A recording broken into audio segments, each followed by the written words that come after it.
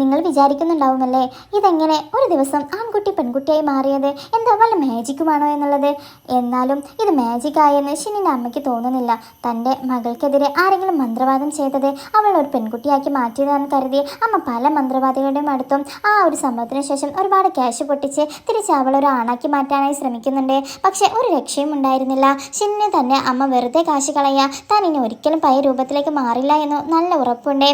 ഇപ്പോഴത്തെ അതുപോലെ ഏതോ ഒരു ജോത്സ്യം നോക്കുന്ന സ്ത്രീയുടെ അടുത്ത് വന്നിരുന്ന് നല്ല ക്യാഷ് മുടക്കി തന്നെ അമ്മ ഷിന്നിനു വേണ്ടി ജോത്സ്യം നോക്കാനായി ഒരുങ്ങുമ്പോഴേക്കും അവരാകട്ടെ എന്തോ ഒന്ന് അവരുടെ കവടിയൊക്കെ നിരത്തി നോക്കി മനസ്സിലാക്കി പെട്ടെന്ന് തന്നെ പാനിക്കാവുന്നു. നിങ്ങൾ വേഗം ഇവിടെ നിന്ന് ഇറങ്ങിപ്പോവണം എന്നൊക്കെ ഭാവം മാറി അവരോട് ആക്രോശിക്കുന്നു. വേഗം ഇവിടുന്ന് പോകുന്നതാണ് നിങ്ങൾക്ക് നല്ലത്. ആ ഒരു സ്ത്രീ ബഹളം വെക്കുമ്പോൾ അവർ പ്രശ്നം വെച്ച് എന്തോ ഒന്ന് കണ്ടെത്തി. അതെന്തോ മാരക പ്രശ്നമായതുകൊണ്ടാണ് തങ്ങളെ ഇവിടെ നിന്ന് ഇറങ്ങി വിടുന്നത് എന്ന് ഷിന്നിൻ്റെ അമ്മയ്ക്ക് തോന്നുന്നു.